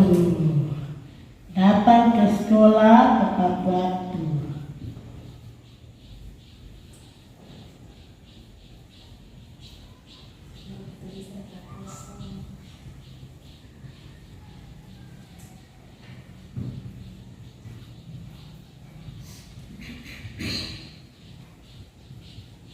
Iya, yang kedua Bekerja sama kerja kelompok, membuat kelompok sesuai dengan tempat tinggal anak-anak kelas 4 atau bagaimana? Karena ada yang tinggal di Salmi Kota, ada yang tinggal di Rawabiru, ada yang tinggal di Mahararena. Jadi bagaimana kita buat kerja kelompok sesuai rumah atau sesuai absen? Tempat tinggal ibu guru. Oh iya. Selain kerja kelompok di kelasnya ya, Maria, mohon maaf tidak menulis. Jadi bagus sekali. Dari tadi Maria bilang kerja kelompok di kelas, sedangkan Esris bilang kerja kelompok kalau ada PR di rumah sesuai dengan tempat tinggal. Setuju? Setuju. Jadi yang kedua kita buat apa ya kata yang pas, seperti yang tadi kita sudah dengar. Membentuk kelompok kelas. Kelompok belajar. Membentuk kelompok belajar. Membentuk kelompok belajar.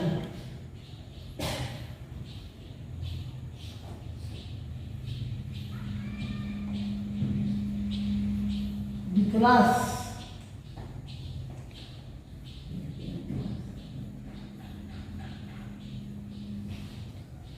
Dua saja atau tambah lagi? Menjaga kebersihan sekolah. Oh iya benar Yuliana. Apa?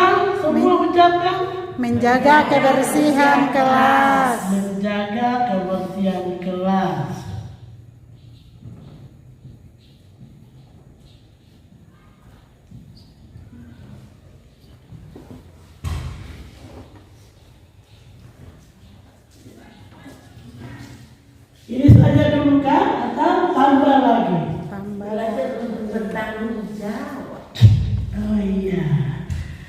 belajar untuk bertanggung jawab, karena di dalam kelas ada warga kelas atau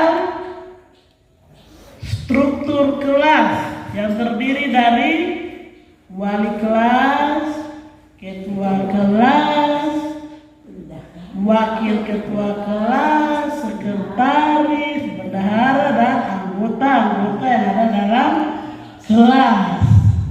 Apa tadi Maria? Coba ulang. Bertanggung jawab ibu guru. Jadi menjaga kebersihan kelas dan bertanggung jawab. Dengan perannya masing-masing. Tanggung jawab Misalnya bagus. dengan warga kelas. Belum ada jawabnya. Hah? Cuma bertanggungnya saja Ibu Guru. Oh, terima kasih Yuliana, karena sudah siang ibu mengantuk. Ibu lapar ke apa? Ibu lapar. Iya. Ibu lapar dan mengantuk. Bertanggung jawab. Tanggung jawab.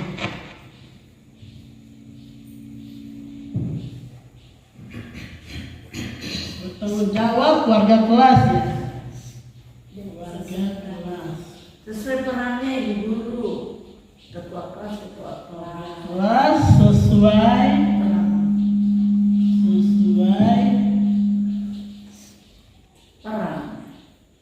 perannya, berfungsi ya. Perannya Bu Guru bukan perang. Itu perang. Ibu Guru ingat Pakistan dengan Israel kah?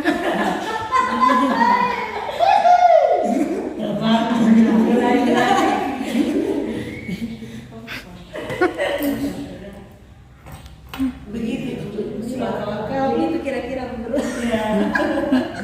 Itu saja Bu Guru, nanti kalau banyak itu setengah mati. Iya. Iya. Jadi apa tadi lagi dia begini? Yang pertama, Datang ke sekolah tepat waktu. yang kedua, Membentuk kelompok belajar di kelas. yang ketiga, Menjaga kebersihan kelas. Dan bertanggung jawab warga kelas sesuai perannya. iya baik ibu guru. Ya baik. Ini ada 4 keyakinan kelas yang akan kita pakai di dalam kelas kita, kelas 4 SD YBK Eben Hajar Sarni Kota. Tepuk wow untuk anak-anak Sarni. Tepuk wow. W-O-W. Bisa? Bisa. Tepuk wow dulu untuk anak-anak SMP. Anak-anak SMP Ebenezer kelas 4. Tepuk wow. 1, 2, 3. Wow. Bisa? Bisa. Baik, yang kalau kita sudah membentuk kelas, apabila di semester kedua kita dapat merevisi kembali kata-kata, mungkin ibu membentuk kelompok belajar di kelas dan di rumah, bisa. Kita bisa merevisi dari 4 itu atau ibu datang ke sekolah tepat waktu. Langsung tulis tepat waktunya di sini jam 7.30 supaya anak-anak dan ibu tahu kalau jam 7.30 itu anak-anak kelas 4 sekolah dalam mana? Dalam kelas. Terus masih ada ibu pikir kalau yang sudah tidak datang tepat waktu, ini kita buat apa? Kejarannya apa? Disuruh pulang atau tinggal di luar sampai jam istirahat baru masuk? Atau begini maksudnya apa? Saya jelaskan gimana yang kau jelaskan kan? Guru sudah, kita akan pulang. Begitu ibu minta semua berdiri, kita tepuk literasi. Selesai. Berdiri aja, ini kita pakai setiap hari. Tepuk literasi, lihat ibu ya. Tepuk literasi. Membaca, menulis, cerdas, menyenangkan, luar biasa. Ulang lagi. Tepuk literasi. Membaca, menulis, cerdas, menyenangkan, luar biasa. Buat Ibu Soranto. Luar biasa ya. Nah, saya berharap Bapak Ibu guru bisa lebih melatih lagi keterampilan-keterampilannya untuk semakin lebih baik lagi, semakin lebih diperkaya lagi dengan pemahaman-pemahaman yang sudah Bapak Ibu terima hari ini. Dan jikalau ada lebih dan kurangnya saya minta maaf ya. Saya yang berdiri di depan ini bukan berarti lebih dari Bapak Ibu, tidak. Kita sama-sama berbagi ya, apa yang Bapak Ibu miliki ya, kekayaan ilmu yang Bapak Ibu miliki saya juga terima hari ini, dan apa yang saya miliki saya juga bagikan hari ini. Nah, terima kasih untuk simulasinya hari ini yang sangat luar biasa, yang diwakili oleh wali kelas 4 hari ini. Nah, kita lanjut. Sebelum kita tutup kegiatan ini, mungkin di sepanjang penjelasan saya tadi ada hal yang perlu dipertanyakan. Silakan, satu orang dari Bapak Guru, satu orang dari Ibu Guru. Silakan, Pak Guru, ada yang mau ditanyakan? Silakan. Terima kasih buat kesempatan dan waktu yang diberikan kepada saya. Saya mau bertanya di poin keempat, bertanggung jawab dan jawab buat kelas sesuai perannya. Saya mau bertanya tuh tentang apakah guru dengan murid membuat suatu pertanggungjawaban atau peran yang terjadi dalam kelas itu bisa terjadi? Apakah guru dengan murid bisa membuat peran itu sesuai apa yang sudah ditentukan? Terima kasih. Tadi sudah disampaikan pada ibu yang memimpin simulasi tadi bahwa di dalam kelas itu kan ada struktur kelas ya, dan masing-masing memiliki peranan. Wali kelas punya peranan ya, siswa punya peranan, dan baik siswa maupun guru sama-sama menyepakati hal ini karena sama-sama buat, sama-sama disepakati, sama-sama juga menerapkan. Jangan anak disuruh datang jam 7.30, guru sendiri datang lewat dari jam itu. Ya, jadi dibuat bersama-sama dan disepakati bersama-sama. Jadi dipertanggungjawabkan bersama-sama. Nah, jikalau ada hal-hal di luar ya, penerapannya yang tidak sesuai dengan kesepakatan yang sudah dibuat, ya mungkin ya ada anak yang membuang sampah sembarangan tempat, tidak buang di tempat sampah. Ini contoh ya, kan ada kesepakatan untuk poin 3 seperti itu. Nah, di realita kenyataan nyatanya ada anak yang melanggar keyakinan kelas, ya tidak bertanggung jawab seperti yang Pak Guru sampaikan. Kira-kira mau diapakan? Apakah keyakinan kelas ini dibuat agar supaya jikalau ada yang melanggar dikasih hukuman? Tidak. Apakah sama peraturan tadi dengan keyakinan? Tidak. Beda. Nah, jadi kalau ada anak yang melanggar poin 3, kira-kira diapakan? Diarahkan. Bukan dihukum sampai dia jatuh pada prinsip menang kalah ya. Guru menang, anak kalah. Tidak ya? Nah, ketika ada anak yang melanggar salah satu poin ini, ambillah langkah restitusi tadi. Ya, itulah perannya tadi segitiga restitusi. Yang tadi ada poin pertama, langkah pertama, ada langkah kedua, ada langkah ketiga. Lalui langkah-langkah itu untuk menghadapi persoalan-persoalan yang terjadi dalam kelas. Menstabilkan. Ya, menstabilkan. Ya, panggillah anak itu, jangan permalukan dia di depan teman-temannya. Ya, panggil anak itu menghadap wali kelas. Nah, kamu tahu ibu panggil kamu ke sini untuk apa? Iya, Bu. Sebenarnya dia sudah tahu, tapi kita mencoba menggali. Ya, iya Bu, tahu. Kira-kira tadi Fitri buat apa tadi di kelas? Sampai teman-temannya bisa ketawa Fitri begitu. Teman-teman bisa ya teriak-teriak Fitri seperti itu. Kira-kira Fitri bikin kesalahan apa? Sampai teman-teman punya respon begitu. Ibu tak bisa ada buang sampah di sembarang tempat. Baru teman saya itu ejek-ejek saya, katanya jorok, apalah sebagainya. Nah, Fitri, ibu paham. Ibu juga pernah begitu kok. Ibu juga waktu kecil juga pernah begitu. Ya, ibu tahu mungkin Fitri melakukan itu ada tujuannya. Mungkin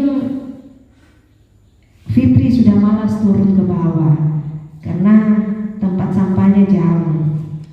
Ya, tadi tempat sampah dalam kelas tidak ada toh? Iya Bu, ke kelas tadi ada buang sampah tapi lupa taruh kembali di kelas. Jadi agak jauh, jadi saya malas ini. Iya, ibu paham. Ibu tahu kau lakukan itu karena ada tujuannya. Segala sesuatu yang diperbuat ada tujuannya. Tapi Fitri, ibu mau tanya, apakah di dalam kelas sudah ada keyakinan kelas yang sudah dibuat? Ada? Ada Bu. Kira-kira menurut Fitri, keyakinan kelas seperti apa yang Fitri sudah langgar? Keyakinan kelas seperti apa?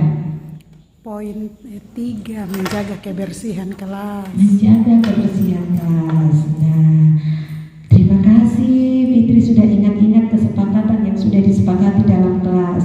Nah, menurut Fitri, ketika Fitri melanggar poin tersebut, kira-kira menurut Fitri apakah itu menguntungkan bagi Fitri? Tidak Bu.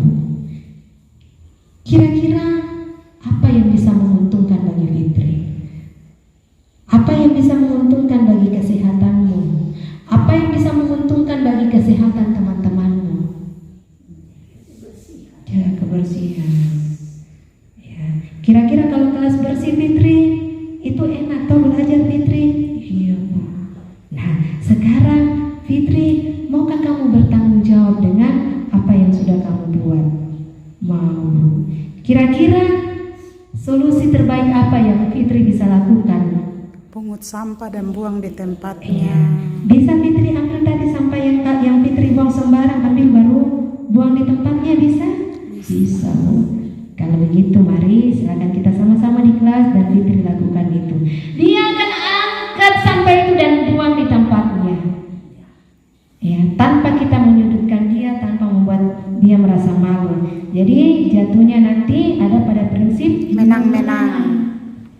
Kita tidak membuat dia merasa bersalah, tetapi posisi kita ada pada posisi manajer yang membantu Fitri untuk bisa berbuat sesuatu bersama, membantu Fitri untuk bertanggung jawab terhadap perbuatannya, dan membantu Fitri untuk mencari solusi terhadap apa yang sudah dilakukannya. Dia yang cari solusinya sendiri, kita hanya membantunya. Ya, sebagai manajer. Tadi 5 posisi kontrol ya. Oke. Itu ya. Jadi adakah anak yang dihukum dalam hal ini? Tidak ada. Tidak ada. Fungsi kita memanusiakan orang, memanusiakan anak. Ya, itu fungsi kita seorang guru. Menuntun anak, memanusiakan anak. Kalau kita memberikan hukuman ketika melanggar poin ketiga, dia sakit, dia kurang melapor ke orang tuanya, untung baik kalau laporannya benar. Kalau laporannya sudah diputar balik, siapa yang rugi? Sama-sama rugi, kita rugi, anak juga rugi. Semua memiliki kerugian. Yang prinsipnya ialah semua tidak ada yang dirugikan. Ya, semuanya menang-menang, ya. Seperti itu. Nanti lebih dilatih lagi ya. Oke. Ada pertanyaan lain mewakili satu orang lagi dari Ibu Guru sebelum kita tutup pertemuan. Yang saya tanyakan, kalau kita tidak ikut membentuk dalam kelompok nomor 2, membentuk kelompok belajar bersama di sekolah, sedangkan saya tidak mau ikut. Bagaimana caranya seorang ketua kelas untuk memancing kawannya ini yang malas-malas berkelompok? Pasti ada caranya, tolong dijelaskan. Biasa berkualitas sekali pertanyaan dari ibu guru yang memang sudah senior, sudah bertahun-tahun di dunia pendidikan. Iya, jadi ketika kita sudah membentuk kesepakatan, ya, lalu ada satu anak, contoh ya, satu anak yang tidak mau ikut dengan kesepakatannya yang dibuat, ini kan kesepakatan bersama. Itu berarti bahwa dia tidak setuju dengan kesepakatan itu, kan tidak mau terlibat dengan kesepakatan poin nomor 2. Ya, yang tadi saya katakan ini curah pendapat, bukan hanya pendapat 1-2 orang saja. Jadi kalau dia tidak ikut, ya, dia tidak setuju dengan pendapat poin 2, bisa kita kasih kesempatan dia untuk bicara. Kira-kira nak, kira-kira menurutmu poin 2 ini kamu tidak setuju karena apa nak? Coba ibu bisa tahu pendapatmu, silakan. Supaya kita tahu apa yang membuat dia tidak setuju dalam pembentukan kelompok belajar. Ya, jadi kita, ada yang seperti itu ya. Ibu, saya tidak mau masuk di kelompok itu karena saya tidak akan, saya maunya dengan siapa teman-teman yang ini yang saya. Ada kan biasa begitu ya.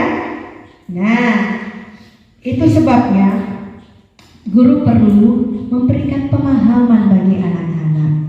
Nah, kelompok ini dibentuk, contohnya ya, ada satu pertemuan, bukan kelompok ini dibentuk yang ini saja terus sampai selesai semester 1, tidak. Kelompok ini dibentuk sesuai dengan kebutuhan belajar kita. Mungkin pada pertemuan berikutnya ibu akan merolling lagi, ya. Jadi tidak selamanya kelompok ini ya paten sampai itu saja terus sampai selesai 1 semester, ya. Sesuai dengan kebutuhan materi yang akan kita pelajari, ya, sesuai dengan kebutuhan anak, ya. Nanti kedepannya kalau Bapak Ibu sudah mempelajari pembelajaran berdiferensiasi, itu akan semakin lebih diperkaya lagi bagaimana membentuk kelompok-kelompok belajar yang sesuai dengan gaya belajar mereka, yang sesuai dengan potensi mereka. Jadi kadang kita membentuk kelompok ketika materi, contohnya materi olahraga lari. Nah, tentu guru PJOK ini sudah tahu kemampuan larinya anak-anak ini, sudah tahu. Nah, ada yang lari cepat, ada yang tidak. Sudah tahu potensi mereka kan? Nah, dibentuklah 2 kelompok atau 3 kelompok karena ini lari estafet. Nah, tidak mungkinlah Pak Guru mau mengumpulkan satu kelompok pelari-pelari cepat semua dan satu kelompok 2, kelompok 3 itu pelari-pelari yang ya tidak akan mungkin. Pasti guru tahu kebutuhan-kebutuhan itu sehingga diselip-selipkanlah anak-anak yang kuat-kuat larinya, diselip-selipkan masuk di kelompok-kelompok itu sesuai kebutuhan.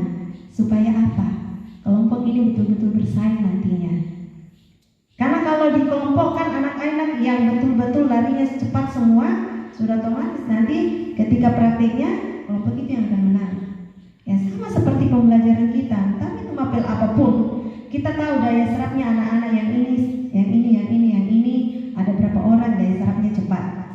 Ya, ketika membentuk kelompok diselipkanlah anak-anak yang daya serapnya cepat, diselipkanlah masuk ke kelompok-kelompok itu untuk apa? Menjadi tutor tutor sebaya bagi mereka. Iya, supaya apa? Jangan anak-anak yang semua rendah daya serapnya kumpul semua jadi satu kelompok. Mau jadi apa nanti? Ya, nanti orang kelompok-kelompok lain sudah teriak-teriak semua, ibu tunggu selesai nih ibu. Yang lain, ibu tunggu dulu bu. Ya, kita sendiri akan kesulitan. Mengapa tidak kita mengoptimalkan potensi-potensi yang ada pada anak? Kita tahu bahwa mereka memiliki daya serap yang lebih dari teman-temannya. Ambil mereka untuk selipkan masuk di kelompok-kelompok itu. Sehingga apa? Lewat kehadiran mereka, mereka akan menjadi tutor sebaya bagi temannya. Seperti itu. Ya, nanti di pembelajaran berdiferensiasi itu lebih nampak, lebih kelihatan. Ya, itu kan sesuai kebutuhan. Kalau sesuai dengan jarak-jarak rumah, itu pengelompokan di luar jam pelajaran bisa. Yang dekat rumah berkumpul jadi satu kelompok. Ya, kelompok kan juga ada heterogen, ada homogen. Ya, kadang juga sesuai kebutuhan mungkin kita kelompokkan yang laki-laki semua. Ada materi-materi yang harus mengelompokkan seperti itu. Perempuan semua. Mungkin tentang biologis anak. Ya. Belajar ciri-ciri anak yang pubertas. Ya. Kelompok laki-laki dibagi dua. Kelompok laki-laki kumpul semua homogen. Ya. Perempuan semua. Perempuan tugasnya untuk mengetahui sejauh mana mengupas semua ciri-ciri perempuan yang puber. Ciri-ciri laki-laki yang mengalami pubertas. Laki-laki yang mengalami pubertas, kelompok itu semua laki-laki semua. Bisa sesuai kebutuhan pembelajaran. Ya, jadi perempuan ya sesuai dengan ini, dia tahu, oh kita ini perempuan begini. Oh, kita ini laki-laki begini. Ya. Kupas seperti itu. Ya. Mungkin itu saja penjelasan dari saya. Kalau sudah tidak ada lagi, saya Ibu Yuliana Patanduk yang sudah diberi kesempatan untuk berbagi praktik baik dengan guru-guru yang ada di SD PK Ebenezer Sarmi ini, mengucapkan banyak terima kasih untuk kesempatan yang sudah diberikan bagi saya.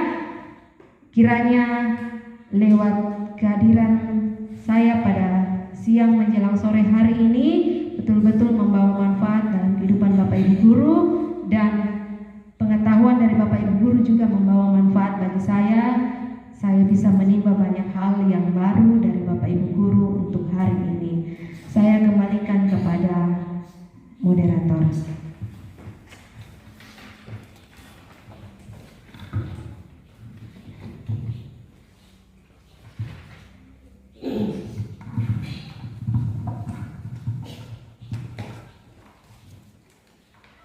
Iya, selamat siang. Terima kasih kepada Ibu Yuliana Patanduk yang telah berbagi praktik baik terkait budaya positif di sekolah. Harapan besar dari saya atas nama guru-guru SD PK Ebenezer bersama Ibu Kepala Sekolah, kiranya apa yang Ibu Patanduk ajarkan dapat kami terima, karena ini adalah hal penting. Baik, kita akan melangkah kepada acara yang terakhir, yaitu penutup. Untuk itu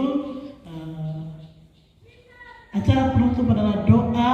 Untuk itu saya minta kesempatan kepada Ibu Agrita SPDK, disilahkan ke depan. Terima kasih untuk waktu yang diberikan kepada saya. Kita akan mengakhiri seluruh kegiatan yang telah berlangsung dari awal, yaitu kegiatan diskriminasi, aksi nyata budaya positif yang telah kita lalui bersama, dan kita akan mengakhiri dengan berdoa. Mari kita berdoa. 3. Bapa di sorga, di saat siang hari ini kami terus bersyukur kepadamu karena Tuhan begitu baik.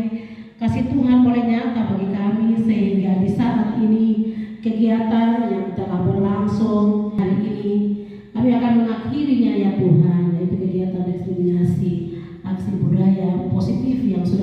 langsung ini Tuhan.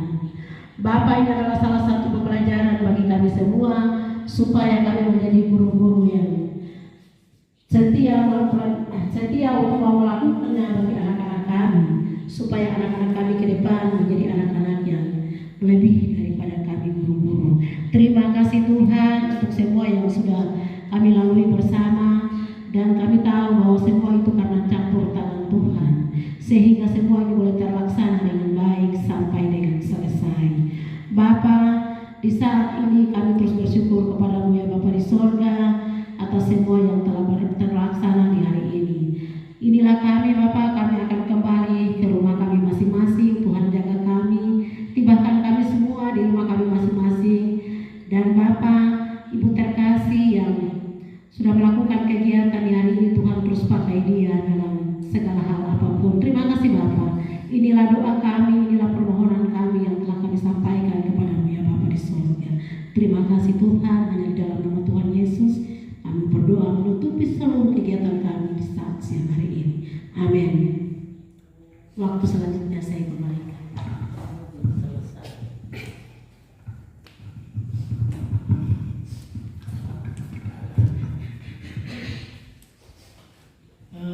Acara kita telah selesai.